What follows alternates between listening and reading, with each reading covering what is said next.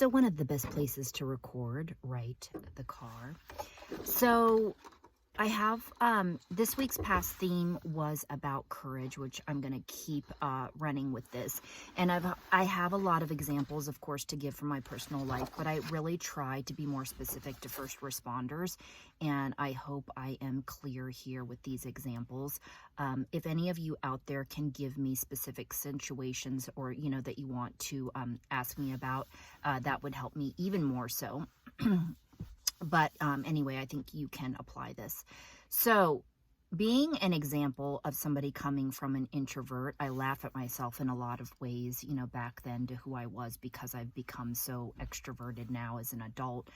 But not only I was shy and that I lacked, the social and verbal skills, I also didn't feel I had the rights.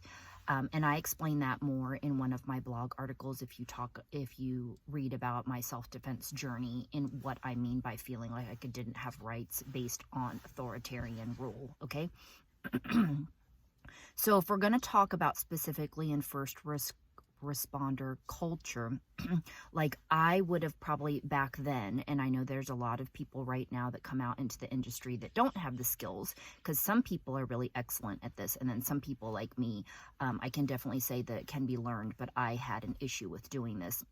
As a first responder, I would have had a lot of issues in trying to basically tell patients, how to follow my directions and basically assert myself or be any sort of authority just around them, if you want to use the term be an authority. And so a couple of phrases, maybe this is new to you, maybe you've heard this before, maybe whatever, but the importance is how firm you are with it and to be able to do it with compassion, in my opinion. Okay, so depending on who you're talking to. So some phrases might be, I need you to not leave the room.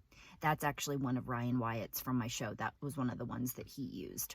And then other sorts of phrases could be, let's work on this together. I'd like you to do X, Y, Z. You could use phrases like, I see that you are, or I understand that you feel. So these are the parts of things that it sounds really simple to a lot of people, but for people that lack the skills in doing this, and then also you're kind of a shy person, I'm not even going to talk like this. I wouldn't even know how to. And also this is part of conflict resolving. So I know this can sound really simple and really easy for a lot of people out there, but it's not for everybody. And I think this is a part, again, culturally, if we had been taught these things, it would help us later in life. So this is what I consider part of changing culture. So that's why I talk about a lot of verbal assertiveness and courage in changing not only first responder culture, but also just American culture. There's a lot of these different things that I could talk about that basically as a result of us being influenced and taught, or if you want to say programmed or conditioned, it's just the way we do things and learning another way, which is outside the box. I talk a lot about that because I've lived my whole life like that. So I hope this helps you, but this week's thing was about courage and being able to step outside of the box and do something different to help facilitate change, whatever it is in any area of your life. Okay, so I hope this helped you, and that's all for today. Thanks. Bye.